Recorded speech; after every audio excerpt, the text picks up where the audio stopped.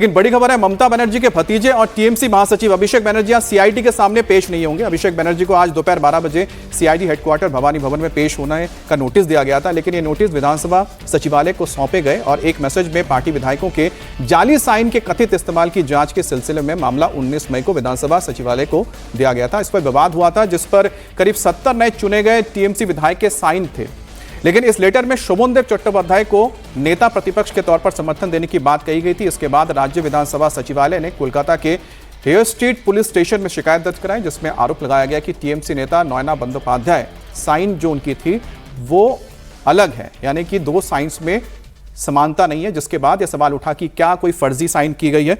इस पर और ज्यादा जानकारी के लिए हमारे संवाददाता हमारे साथ जुड़े हैं ओंकार, आपके पास और क्या जानकारी मिल रही है? क्या अभिषेक बनर्जी अगर नहीं जा रहे हैं तो ऐसे में सीआईडी के पास क्या रास्ता रहता है?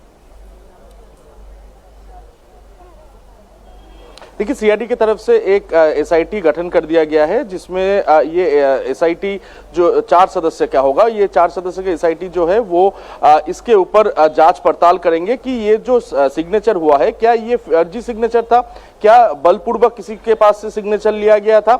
ऐसे ही तमाम जांच जो है वो जांच आज से शुरू होगा।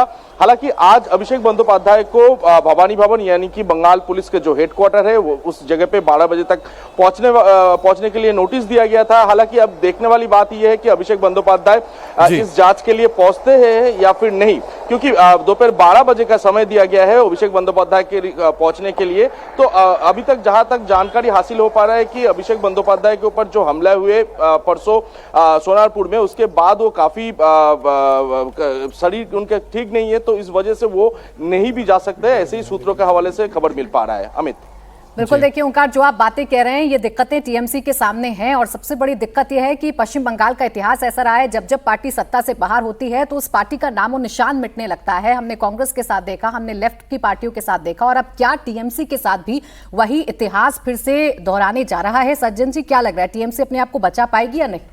नहीं, बिल्कुल नहीं बचा पाएगी। देखिए, उसकी ऑबिचुअरी लिख देनी चाहिए। अब कितने दिन में खत्म होगी, क्योंकि पार्टी जो है एक सिंडिकेट थी। सिंडिकेट में तोलाबाजी हो, कटमनी हो, गुंडागर्दी हो। देखिए, आमफान दुर्नीति एक शब्द था कि आमफान आया, वहां पे सुनामी, उसका का सारा पैसा खा गए।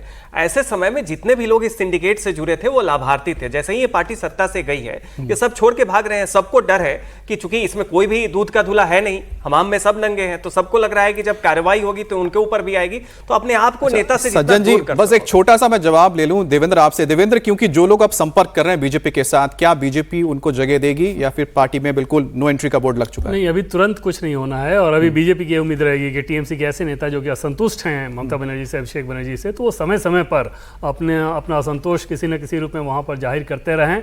जब आगे उपयुक्त समय बीजेपी को ये समझ में आएगा तो हो सकता है उनमें से कुछ लोगों को ले लिया जाए, लेकिन अभी बड़े पैमाने पर या टीएमसी के लोग जिस प्रकार से अप्रोच कर रहे हैं उनको शामिल करा लिया जाए, ऐसा बिल्कुल भी बीजेपी की नीति नहीं दिख रही है। उसमें डिसीजन हो गया। उसके पीछे वजह मित यह है कि ये नहीं होना चाहिए कि वहाँ के लोगों को, बंगाल के लोगों को ये लगने लगे कि भाजपा का टीएमसी करण हो गया। तो बीजेपी की सबसे बड़ी चिंता भी वही है। तो टीएमसी के अंदर रहकर जो टीएमसी को कमजोर कर रहे हैं वो बीजेपी को ज्यादा सूट करेगा। अब देखिए टीएमसी का क्या होगा, बीजेपी कितने टीएमसी के नेताओं को ले पाएगी, ममता बनर्जी आगे क्या रणनीति बनाएंगी। कुछ देर बाद तस्वीरें भी सामने आएंगी जब ममता बनर्जी धरने पर बैठेंगी और अभिषेक बनर्जी को जो सीआईडी का बुलावा आया है उस पर क्या होता है, नजर हमारी बनी रहेगी।